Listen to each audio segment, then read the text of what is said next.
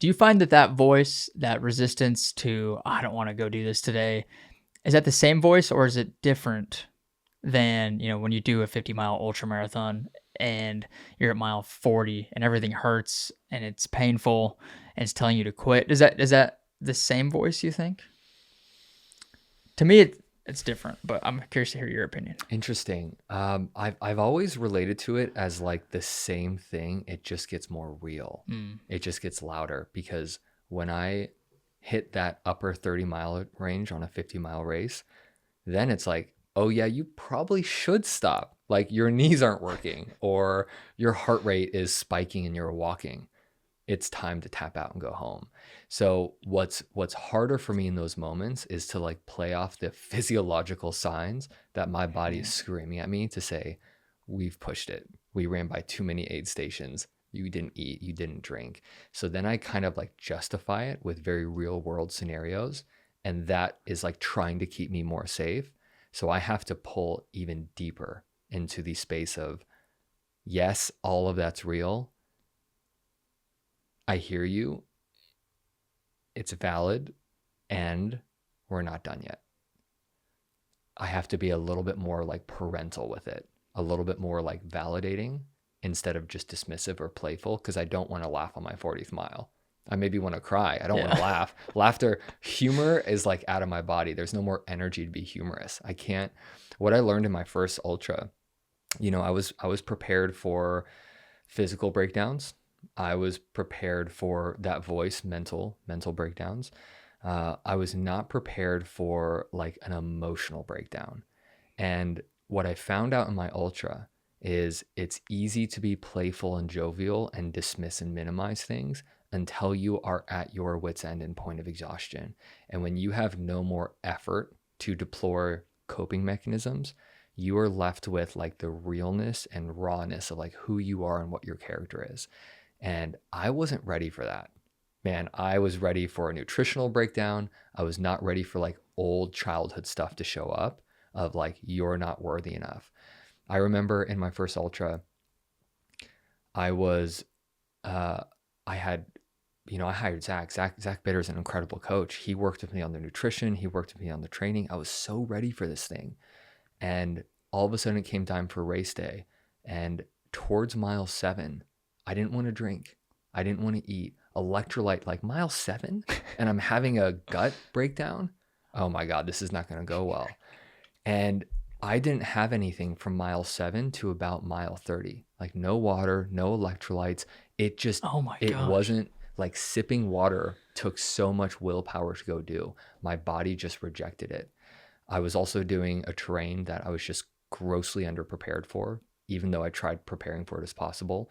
It was an ultra with 15,000 vertical feet of altitude climb. Over 50 miles? Yeah, over 50 That's miles. a lot. Yeah, and I live right by the Malibu Mountains, and there's no distance that I could cover that could even remotely get to 8 to 10,000. So I was out of my league with this territory and this terrain, and it was very technical, and the mountains were so sharp sometimes. It was just more than what I was used to. And this was in the first 7 miles. And man, I had that oh shit moment in that first 7 miles of that race. And I think it just stressed me out. And I couldn't eat, I couldn't drink, I was like hallucinating, I was spinning before I had even reached the 20-mile mark. I wasn't even halfway done in this race, and I was running into some very oh shit signs of this is not going to go well. And so I sat with that for like 4 or 5 hours. What am I going to tell my followers? How am I going to say I DNF'd? I'm like Mr. Rehab and push your body and understand yourself, and I can't even go do this thing. Oh, I'm going to tell people I got lost, or I took a wrong turn, or I started just making up stuff because just me showing up and trying my hardest wasn't good enough.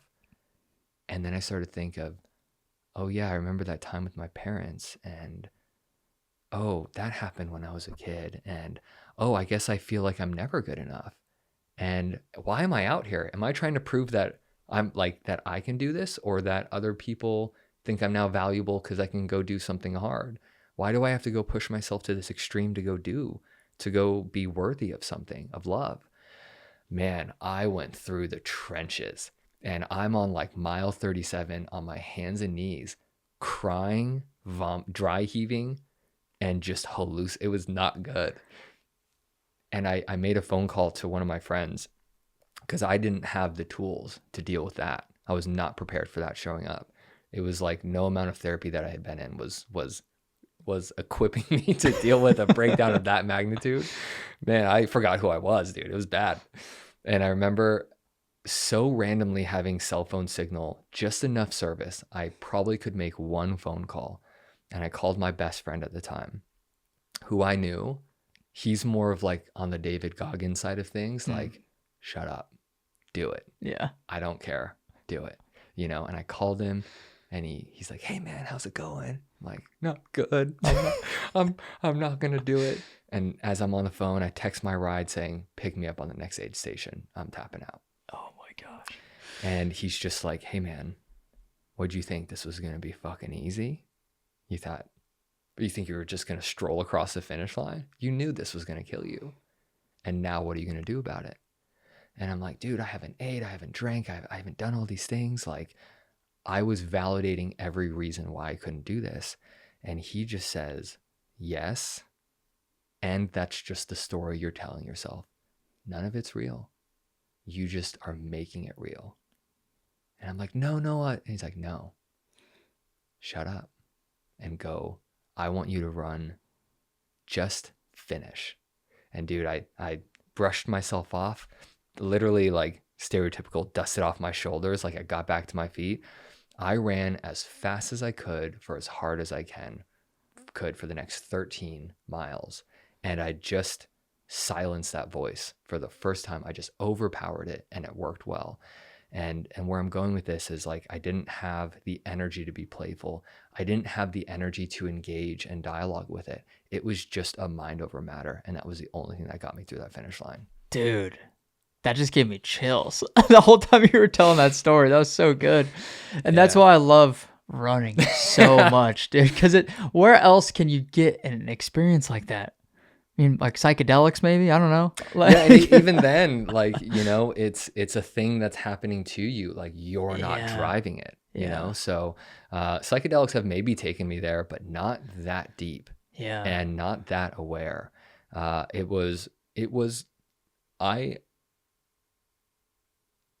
was at that finish line a different man than when I was at the start line, a different man than I was at the finish line. Like, I changed on that run, man, and I did not go back from that run. That gave me more therapy than anything I've ever been through in my life. It was healing. It was amazing. And I hope maybe one day I don't have to push myself to that extreme to get help, but maybe I do for now. Yeah, dude. Dylan, clip that right there. That was so good. Oh my gosh, dude. That was like one of the best explanations I've heard. I'm not just saying this, like one of the best explanations I've heard of an ultramarathon experience. Yeah? Yeah, dude, that was, oh my gosh, that was beautiful. Thanks, man. It didn't feel beautiful at the time, but I know it didn't. Yeah. I've done 4 50-mile races, and every time it's like that. It's maybe you get a little bit faster, you feel maybe physically a little bit better throughout it because your training gets better, you get more used to it, but that mental thing, it comes up every single time. And like, when you were saying, like, you start thinking about your childhood and like you start questioning, like, why am I doing this? Like, it's so real. And I think everybody experiences that. It's so relatable. Did you, have you had a breakdown like that? Internally, definitely. Yeah. I don't know if I'm not like super outwardly emotional. Yeah. Really, just in general. And so just crying on the inside. Basically. Yeah, literally. Same, man. Same. Yeah, I internalize it for sure, but the same emotions without a doubt. Mm-hmm.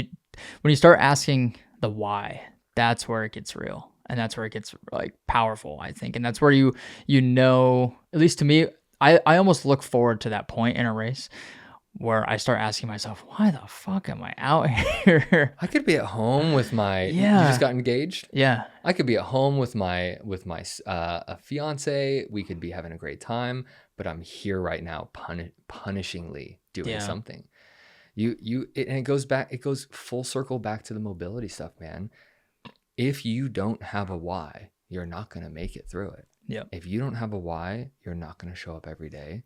And if you don't have a why when shit gets hard, because it will, you're going to tap out at the next aid station. You just will. Yeah. And it comes down to your capacity to have a vision of yourself and what you want to feel and what you want your life to look like. Getting out of pain is not enough to commit yourself to mobility.